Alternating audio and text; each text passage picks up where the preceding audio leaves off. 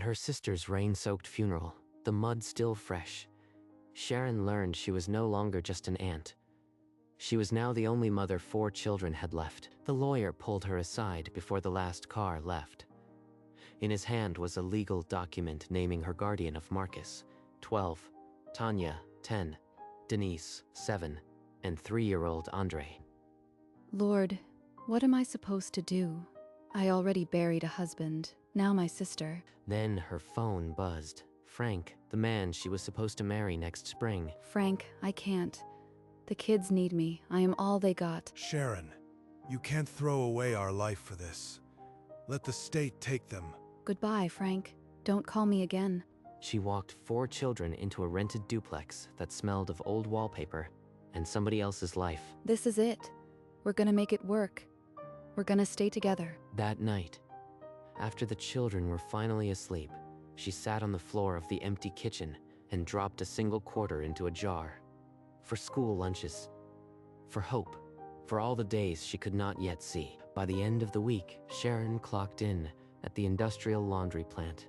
12-hour night shifts, steam and the roar of presses. I want Mommy. Why did she have to die? Why us? A thick envelope arrived in the mail, stamped red, rent due, the first of many. $200 left for 2 weeks.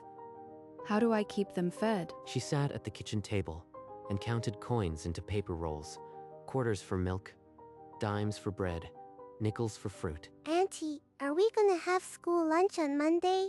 We'll make it. Don't you worry. We've got each other. She sealed the rent envelope and laid it beside the change jar.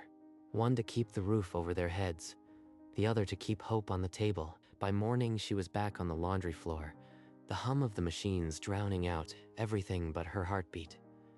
Another double shift. Another week. 2 years in, the landlord increased the rent. $75 more a month.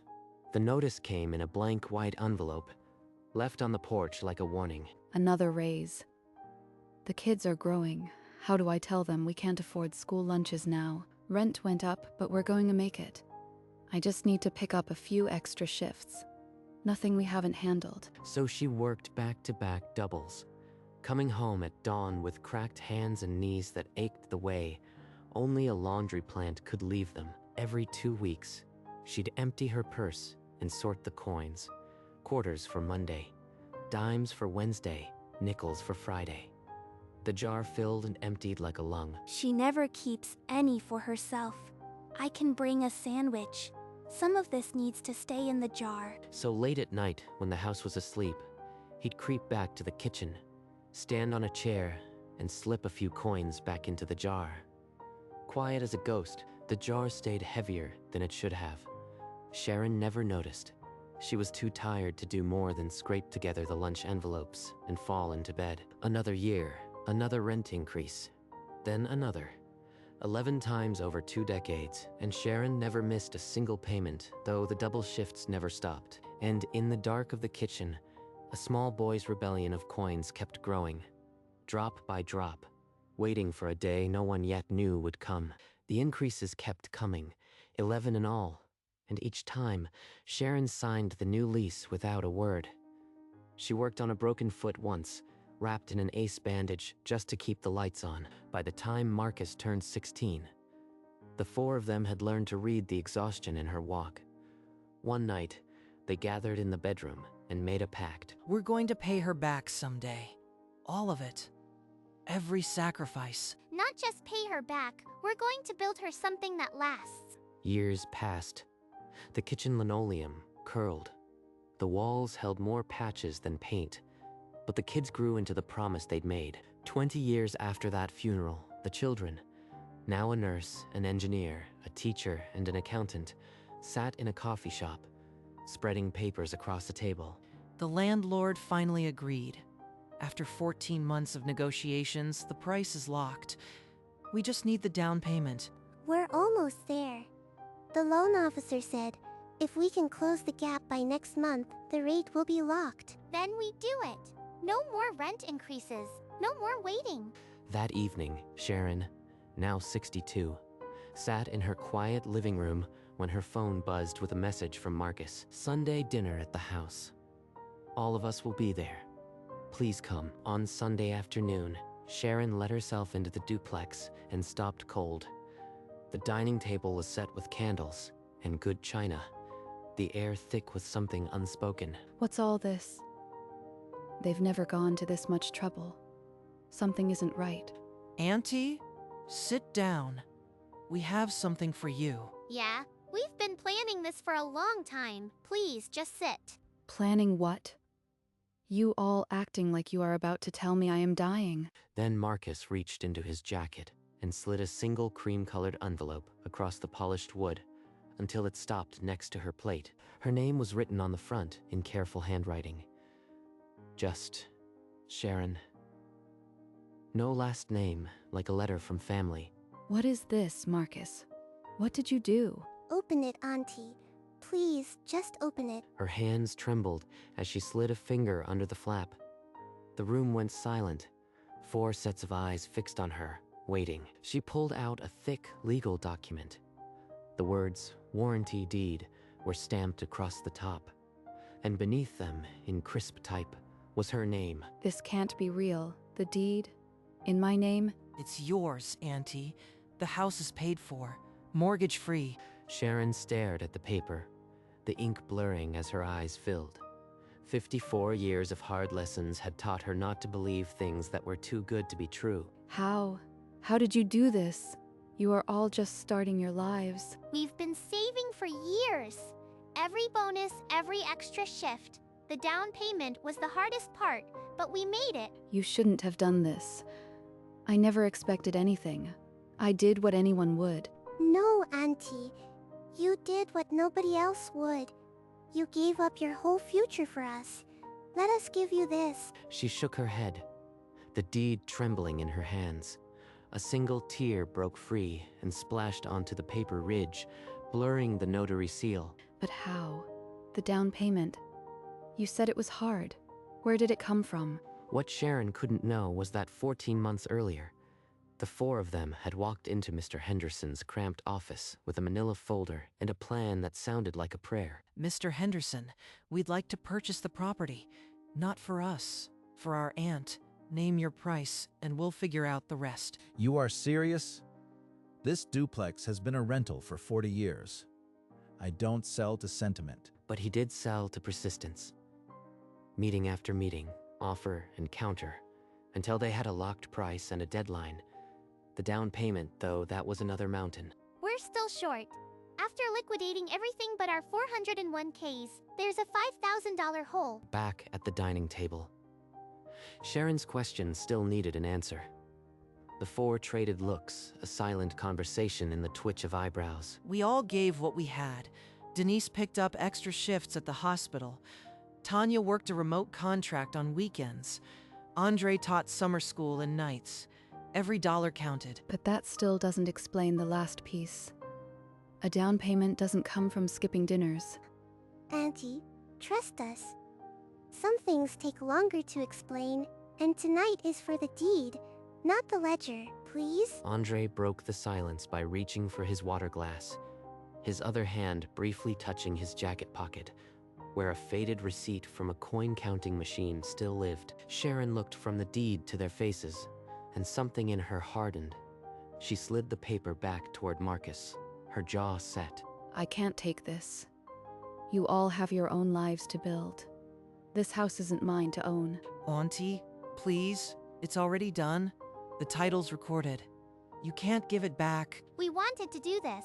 For 20 years, we've been waiting to pay you back for everything. I didn't raise you to be paid back. I raised you because you are family. This isn't a debt. But you gave up your whole life. You worked yourself sick. Let us do this one thing for you. You gave up everything. Your engagement, your dream of retiring early. Let us carry this now. The room thickened with silence again.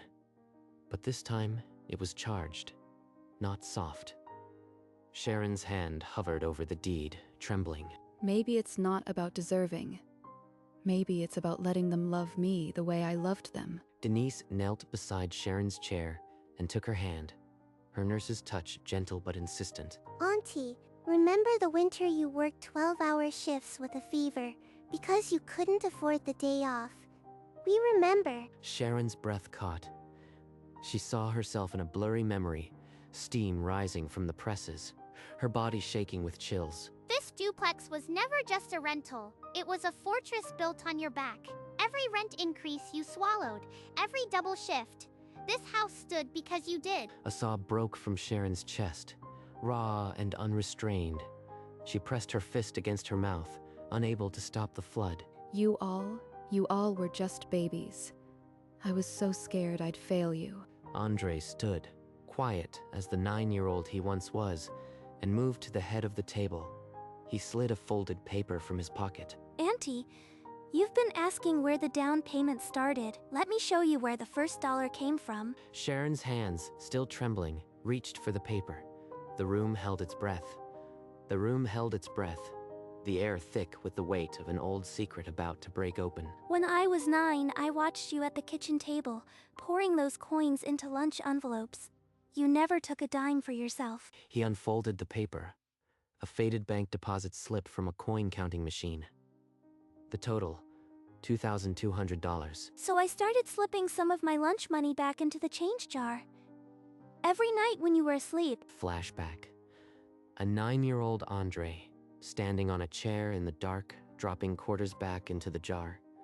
Quiet as a prayer. I hid the jar in my closet when it got too full. For years I added to it, birthday money, change from my first job, until it hit $2,200. Sharon's hands went still. The paper slipped from her fingers and floated down to rest on the deed. You starved yourself for this? No, Auntie. I just brought a sandwich. I never went hungry. I was returning what you gave us. The deed, the house, all of it, had grown from a jar of lunch money she thought she'd spent long ago, returned by the hands of the boy she fed. All I gave you was a jar of lunch money. It never felt like enough. I was just trying to keep us from falling apart. It wasn't a debt, Auntie. It was an investment. You put everything into us, and we're just returning the dividend. But Sharon's hands still shook.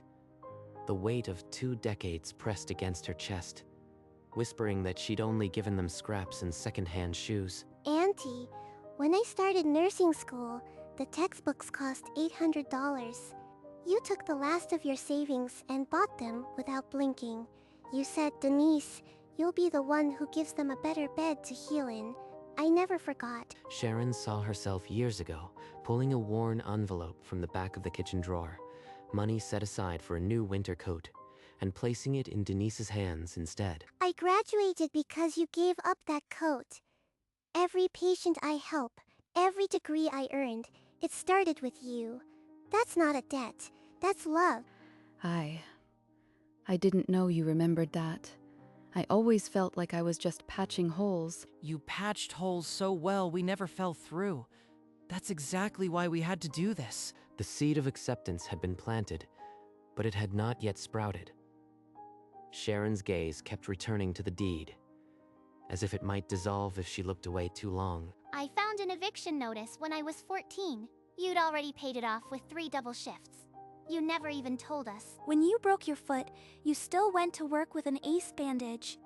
We watched you limp out the door every morning. But you all worked so hard. You became who you are. I didn't build that alone. You taught us how to work like that, how to keep fighting. Every time we got tired, we remembered you never stopped.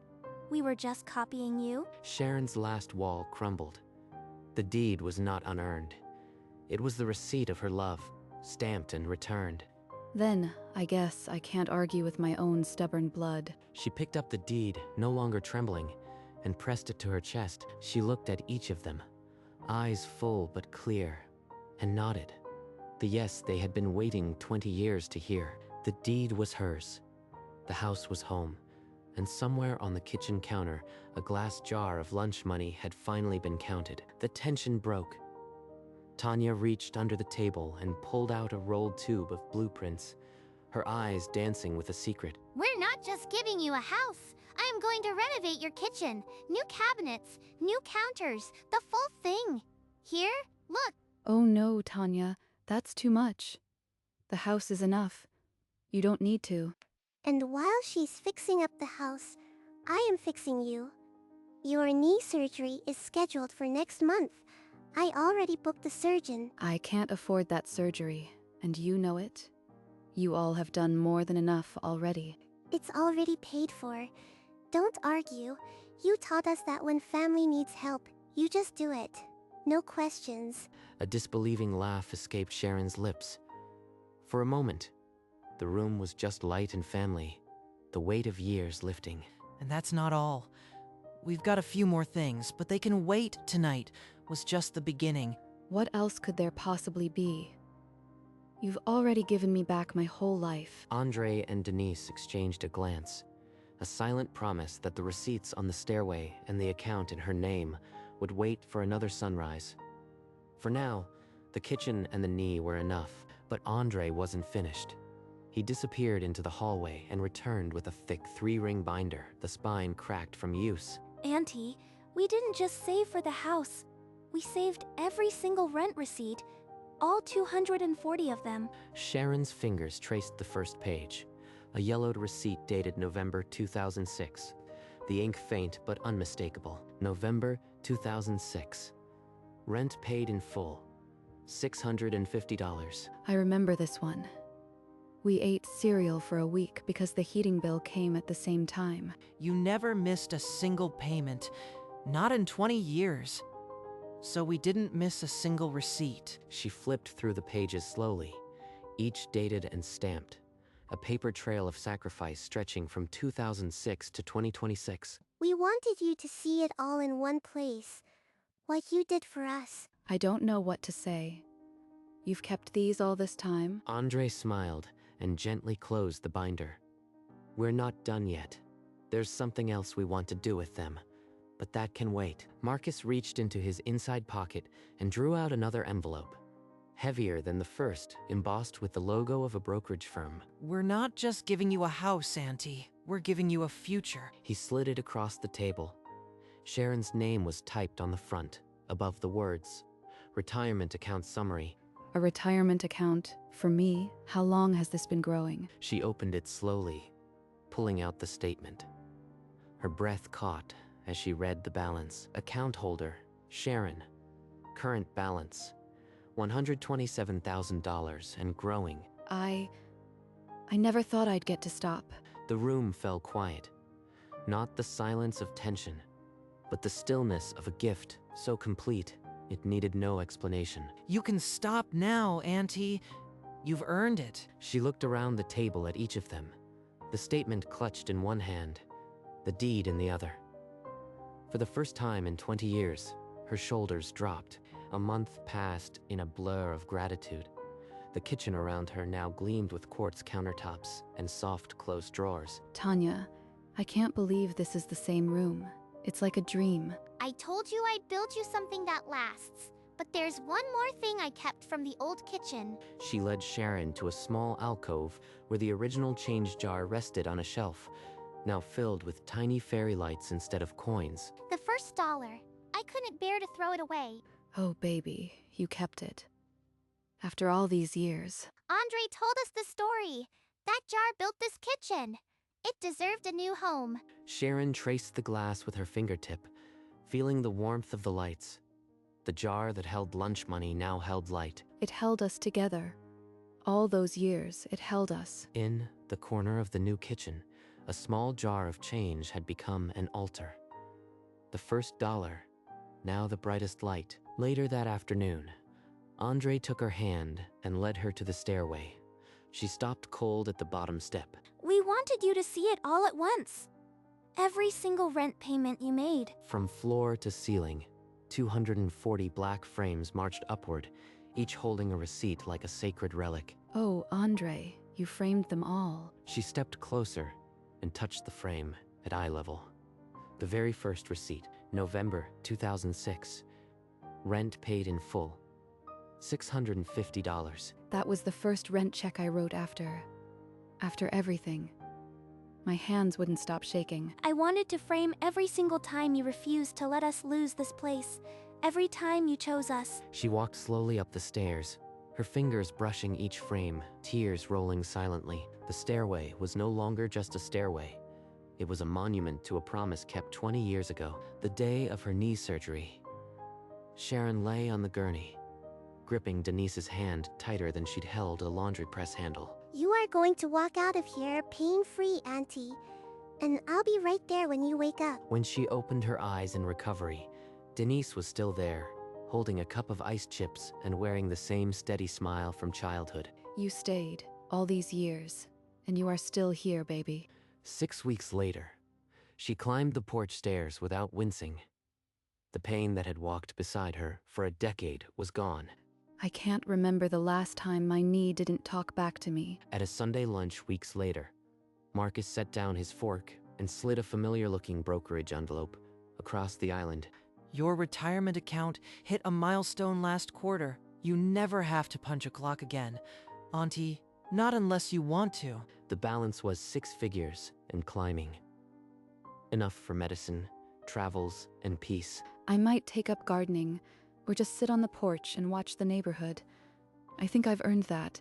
One evening, after a noisy dinner in the renovated kitchen, Sharon set down her fork and looked around the table with a curious tilt of her head. You know, I've been wondering, whatever happened to Frank? We checked. Actually, he's bald and lives in a studio apartment in Las Vegas. You won, Auntie. Big time. The table erupted. Not just laughter, but release. 20 years of wondering boiled into a surprised, relieved giggle from the woman who'd carried the weight. Stop it. He wasn't a bad man. He just wasn't meant for this life. Neither were we until you showed up. Best thing that ever happened to us was that phone call you made. I guess everything worked out exactly like it was supposed to. And just like that, the last ghost of her old life fluttered away, replaced by the warm, loud, beautiful present she'd built with her own 2 hands. The laughter faded to a tender hush. Marcus rose to his feet, his glass catching the candlelight. To the strongest woman we know. Glasses lifted around the island, a silent chorus of agreement. Sharon's breath hitched as she met each pair of eyes. No words. There aren't enough words.